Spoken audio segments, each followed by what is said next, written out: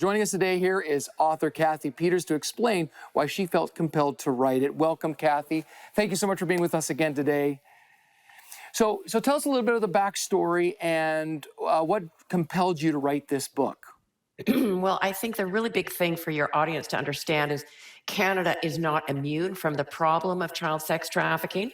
So I saw the need for this information to be available for the public, for educators, law enforcement, and politicians.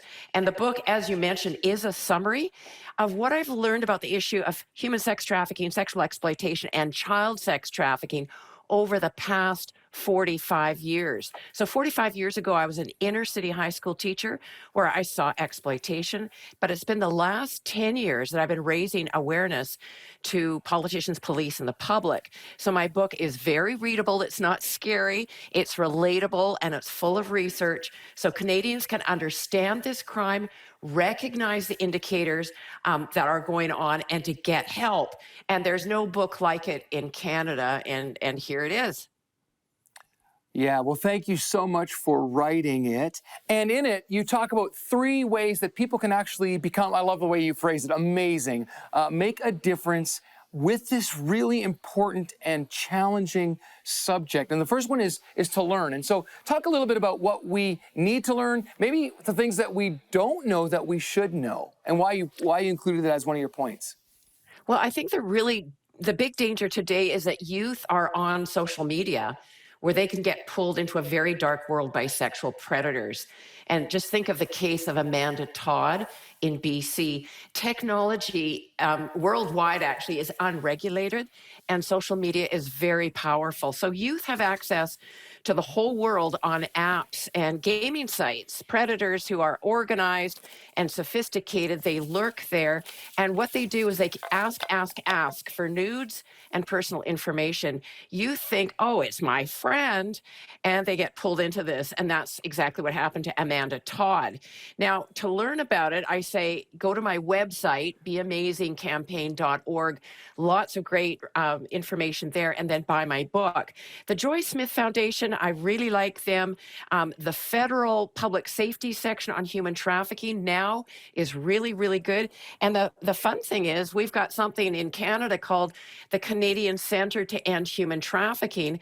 And they have actually got a hotline that you can call, and the number there on the bottom is 1-833-900-1010. And lastly, I always talk about cybertip.ca. They've got great resources, and if you think your youth are being bullied online, you can get help there. So there's lots of help now in Canada. That's the good news. That is so helpful, because I think a lot of, especially parents or maybe grandparents, are intimidated by the internet. They're afraid to ask what their kids or grandkids are doing. And you really emphasize you need to know what is available to kids and what is luring them in. And so I really appreciate that. So we do need to learn, but we also need to share. What did you mean by that? Well, I use a simple acronym. I mean, parents are the most important influence for their children, obviously, but the acronym I use is TRUST. So T, talk about your youth, what is influencing them. R, relationships. Teach them what healthy relationships look like and role model those to them. U, understand empathy when you want to reach youth. S, stability and consistency. You want to maintain those in your home. And T, teach about grooming and luring, what that looks like, and teach your youth to have boundaries, and then how to report and where to get help. I just say start the conversations really early, talk kindly, be consistent, but be constant, have very clear guidelines about technology and social media in your home. And the key is to show we value our children. Yeah, I love that, because I think, if we're honest, most of us think, oh, that would never happen to my child.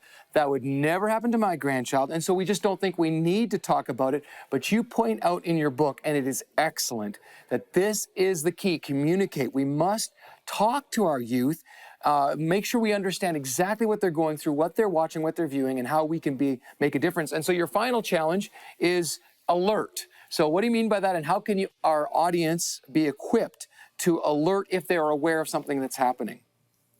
Well, again, I keep it really simple. I'll always say report, report, report to the Right. police if you suspect anything is going on. And again, that hotline, if you're suspecting anything, you can get help there 24/7 in any corner of Canada. So that's amazing. But I would say, alert all of your local leaders that this is a whole area of concern to you.